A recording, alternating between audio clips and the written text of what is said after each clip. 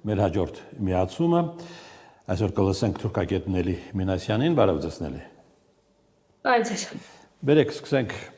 ամենաթարմ տեղեկությամբ։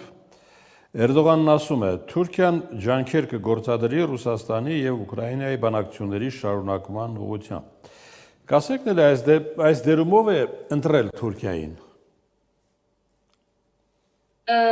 Տեսեք, նախ կոնֆլիկտի հենց ամենասկզբից Թուրքիան ինքը փորձեց որոշակի դերակատարում ստանձնել, մասնավորապես նաև Թուրքիայի արտաքին քաղաքականության սկզբունքներից էր բխում,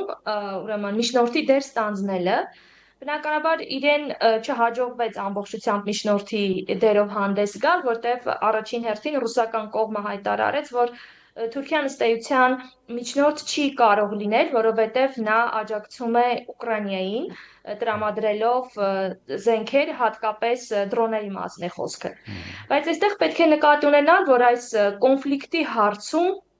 միջնորդները, այսինքն կողմերը, որոնք որ պատրաստական են հարթակ տրամադրել, ուրեմն նպաստել ինչ-որ բանակցությունների կազմակերպմանը, իրականում քիչ են եւ այստեղ Թուրքիան օգտվում է։ Ես ավելի շուտ կասեի ոչ թե Թուրքիան միջնորդ է, այլ ավելի շատ Թուրքիայի տարածքը հարթակ է, ուրեմն Ռուսաստանի եւ Ուկրաինայի միջև բանակցությունների համար։ Այսինքն կողմերին ձեռք տալիս է Թուրքիայի նման դերակատարությունը, երկուսին էլ։ Ես կարծում եմ այո, որովհետև պատուհանները քիչ են, որպեսզի երկու կողմերը երկխոսեն, այդ քիչ պատուհաններից մեկը Թուրքիան է եւ այստեղ բացի զուտ միջնորդ լինելուց կա նաեւ աշխարհագրական դիրքի խնդիրը, որտեղ Թուրքիան ինչ որ առումով սահմանակից է այս ֆիզիկական առումով առաջին հերթին Սև ծովը նկատի ունեմ եւ Թուրքիայի համար կարեւոր են այս գործողությունները։ Բայց դժվար թե չլինի Վաշինգտոնի համաձայնությունը այս ամենում, չէ՞։ Համաձայն եմ, հատկապես վերջինը, իմջալոց երբ որ հացահատիկային գործարքը չեղյալ հայտարարվեց, ռուսները հետո հրաժարվեցին գազային հաբի ստեղծման այդ մտքից, Թուրքիան այսպես երկրորդական պլան, շատ ավելի երկրորդական պլան մղվեց, եւ անգամ միջնորդական առումով էլ իր ջանքերը չարդարացան, միջև որ Թրամփի նախագահ դառնալը եւ այս համատեքստում այո, Թուրքիային որոշակի դերակատարում տրվեց եւ կարծում եմ հենց նահանգների նախաձեռնությունը եղավ դա։ Նելի, նախ ասեք, Էրդողանը փակել է քրդական հարցը, եթե այո, ապա դարձյալ Վաշինգտոնի համաձայնությամբ։ Գիտեք, ես կարծում եմ քրդական հարցը փակված չէ։ Դա կարելի է դիտարկել որպես մի կերպափոխություն քրդական խնդրի, այսինքն այս փուլում քրդերը անիմաստ են համարում զինված պայքարի շարունակումը, որովհետև եթե մենք դիտարկենք այսօր Թուրքիայի ունեցած ռազմական հնարավորությունները, արդեն ինչ որ առումով անխելամիտ կլինի այդ բոլորը շարունակելը։ Առաջին, երկրորդ կա նաև Վաշինգտոնի ուրեմն գործոնը առնվազն, որովհետև օրինակ մերձավոր արևելքում քրդական, նկատի ունեմ Իրաքը, Սիրիան, քրդական ակտիվությունը հիմնականում պայմանավորված էր Միացյալ Նահանգների աջակցությամբ։ Եվ այս հարցում վերջին շրջանում նկատվում է որոշակի իմ գնահատմամբ զիջում Միացյալ Նահանգների կողմից կամ ուժերի այսպես ինչ որ վերադասավորման փուլ է գնում, որովհետև գլոբալ Միացյալ Նահանգների գլոբալ այսպես մերձավոր արևելյան ավելի շուտ քաղաքականության մեջ է փոփոխություններ նկատվում եւ անգամ դերակատարների հետ կապված կա փոփոխություններ, այնպես որ ավելի շուտ քրդական խնդիրը կմնա որպես ռազմավարական ռեսուրս հետագայի համար արդեն, բայց հարցը փակված չէ, որովհետև եթե զուտ ներքին քաղաքական առումով դիտարկենք արդեն քրդական խնդիրը, ճիշտ է, շատ բան չի հրապարակայնացվում, թե ինչ են պայմանավորվել, բայց խնդիրը կարծես թե հետևյալում է, որ քրդերը պետքա սահմանադրությամբ ստանան որոշակի ավելի մեծ իրավունքներ։ Եվ ըստ էության քրդերը հիմնականում կկենտրոնանան առաջիկա գործողությունների վրա, դա կարող է լինել արտահերտ ընտրությունները, կամ համաձայնությունը կամ Էրդողանի կամ ընդդիմության հետ, որտեվ երկու ուժերի հետ էլ ակտիվ գործակցություն է տեղի ունենում։ Ինչի մասին է խոսում Սիրիայի տարածքում քրդերի մասնակցության բախումները։ Սիրիայի տարածքում տեսեք կա փաստացի քրդական ինքնավարություն այսօր։ Ներողություն, այսօր Միացյալ Նահանգների պետքարտուղարը ավելի վտանգավոր հայտարարություն արեց, որ Սիրիան կանգնած է քաղաքացիական պատերազմի շեմին։ Իմ ջալուց նշեմ, որ դա վերջին շրջանում շատերն են նշում եւ իսկապես, որովհետեւ այստեղ եւ ես կասեի միայն քրդերի հարցը չէ, որովհետեւ դեռ ալևիների խնդիրը չլուծվեց դրուզների խնդիրը, այսինքն Սիրիան ինքը եւ նաեւ քրիստոնյաների խնդիրը, որովհետեւ հենց արևմուտքը առաջին հերթին սիրիական նոր իշխանություններից պահանջում էր հարգել այս բոլոր էթնիկ խմբերի ուրեմն իրավունքները։ Եղան որոշակի համաձայնություններ օրինակ քրդերի դեպքում, բայց կարծես թե պաշտոնական Դամասկոսը այդքան էլ հակված չէ քրդերին տալ ավելի լուրջ իրավունքներ։ Իսկ քրդերը այսօր այդ հատվածում բավականին մեծ ուժ են կազմում, կազմակերպված զինված ուժեր ունեն, աջակցություն են ստանում հատկապես Միացյալ Նահանգներից, որը ճիշտ է իր ռազմական, այսպես միավորների մի մասը տեղափոխել է Իրաք, բայց այնուամենայնիվ շարունակում է այստեղ մնալ։ Իսկ Թուրքիայի դեպքում ամենակարևոր հարցը այն է, որ զսպի Սիրիայում տեղի ունեցող հետագա ցանկացած իրադարձություն, մասնավորապես քրդերի հետ կապված։ Եվ այստեղ Թուրքիայի այսպես քաղաքականությունը շատ հստակ է՝ պահպանել Սիրիայի տարածքային ամբողջականությունը, դրանով իսկ ապահովելով իր անվտանգությունը առաջին հերթին քրդական խնդրից։ Շատերի կարծիքով էլի Վաշինգտոնը սիրիական խնդիրը վստահել է Թուրքիային, թե այդպես չէ։ Գիտեք, շատ վաղ է նման բան ասելու համար, որովհետև Սիրիայում կան լուրջ խաղացողներ, որքան էլ որ մենք այսօր այսպես հետին պլան մղենք Ռուսաստանին, բայց ակնհայտորեն Սիրիայի հարցում որպես դերակատարներ կպայմանավորվեն Ռուսաստանը եւ Միացյալ Նահանգները։ Թուրքիան այդ մակարդակին չի բարձրացել Սիրիայում։ Ճիշտ է, Թուրքիան ամեն ինչ անում է, որպեսզի Միացյալ Նահանգները իրեն վերապահի այստեղ իր գործողությունները, բայց ես կարծում եմ առայժմ մենք այդ առումով վստահ ասենք, որ Վաշինգտոնը թողել է Թուրքիային, ճիշտ չի լինի։ Բա Իսրայելը։ Այստեղ կա, այո, եթե մի փոքր ավելի ընդլայնենք, կա Իսրայելի ֆակտորը նաև, բնականաբար։ Եվ ես նոր խոսեցի Միացյալ Նահանգների նոր մերձավոր արևելյան քաղաքականության մասին։ Տեսեք, Միացյալ Նահանգները նոր իր այս քաղաքականության համար ուրեմն շատ մեծ տեղ է հատկացնում երկու պետության՝ Սաուդյան Արաբիային եւ Արաբական Միացյալ Էմիրություններին։ Եթե մենք տեսնենք, թե վերջին այս այցելության ընթացքում ինչպիսի գործարքներ կնքվեցին, ինչպիսի մեծ գումարների մասին է խոսքը, ու հատկապես ռազմաարդյունաբերությանը վերաբերող, ռազմական ոլորտին վերաբերող, թե ինչպիսի զենք ու զինամթերք պետք է մատակարարվի առաջին հերթին Սաուդյան Արաբիային։ Այսինքն սա փոխում է ամբողջ, այսպես պատկերացումը այդ տարածաշրջանի նկատմամբ, այն դեպքում, երբ որ Թուրքիան չստացավ որևէ ներդրում եւ առայժմ անգամ պայմանագրով իր համար նախատեսած որոշ ուրեմն զինատեսակներ, մասնավորապես այստեղ հատկապես F-16-երի մասին է խոսքը, Թուրքիան դեռ խոսք անգամ չկա, որ Թուրքիային այդ բոլորը կտրամադրեն։ Ների,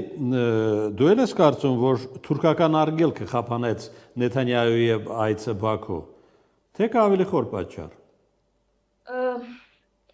Ես կարծում եմ, որ այստեղ Ադրբեջանը իսկապես փորձում է միջնորդի դեր ստանձնել Թուրքիայի եւ ուրեմն Իսրայելի միջև եւ ըստ այդ առումով նաեւ մի փոքր ավելի բարձր ուրեմն իր գործողությունները ներկայացնել, մասնավորապես Միացյալ Նահանգների հետ կապված։ Եվ գիտեք, հենց սկզբից էր թուրքական կողմը այդ այցին այդպես առանձնապես շատ մեծ տեղ չէր հատկացնում։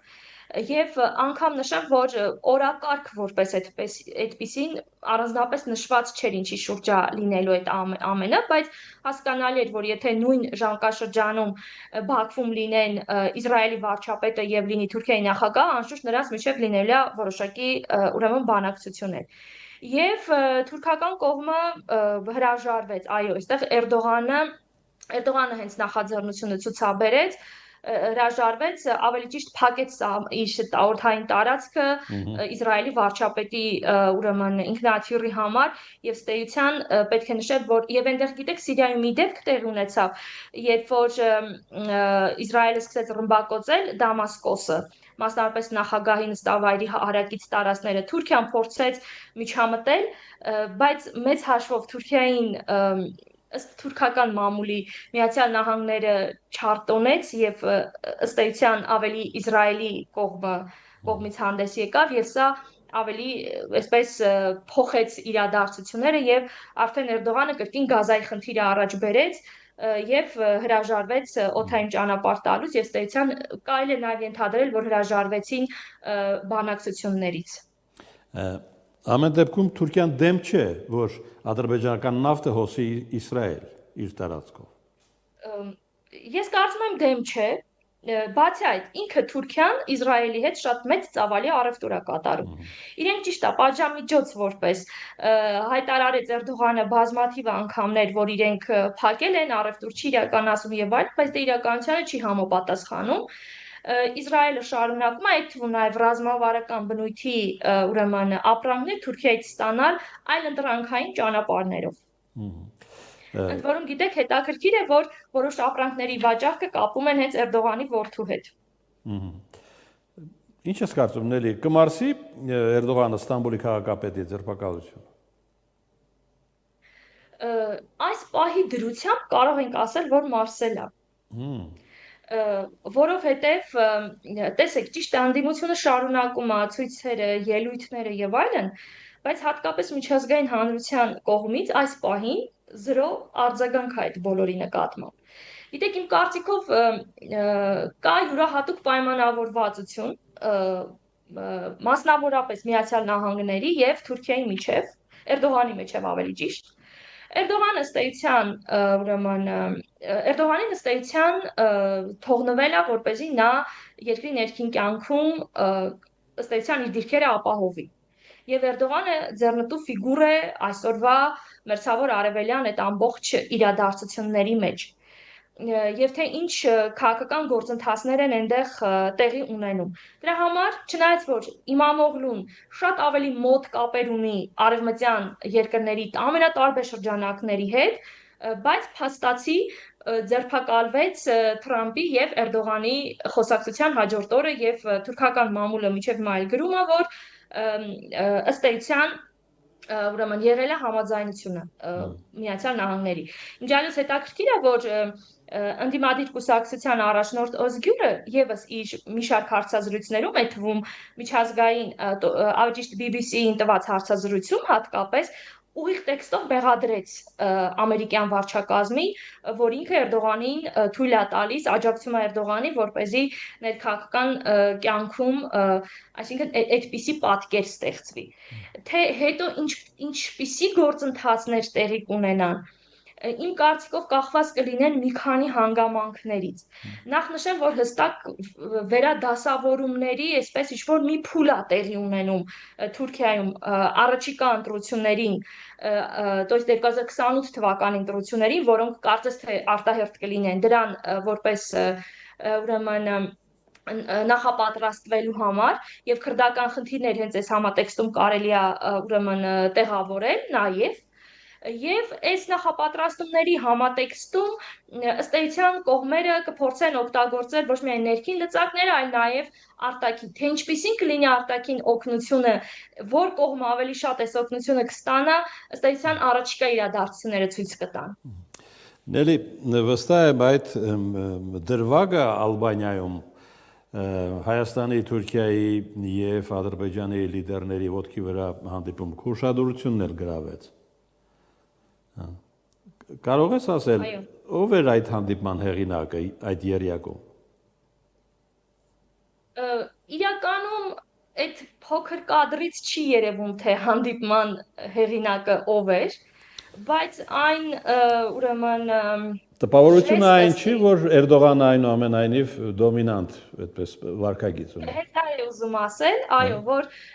դիտարկելով այդ ժեստը եւ դիտարկելով, որ նաև Էրդողանի ըստ էության կերպարը, նրա քաղաքականությունը, ես կասեի Էրդողանը եւ ավելի շատ ոնց որ այսպես մեծավարի մեծ մարդը ինչպես կկանչի երկու ավելի երիտասարդներին խոսակցության ինձ վրա կոնկրետ այդպիսի տպավորություն թողեց եւ այո Թուրքիան այստեղ ցույց էր տալիս իր դոմինանտ վիճակը ավելի շատ Հայաստանի նկատմամբ եւ ինչ որ առումով որտեվ այդ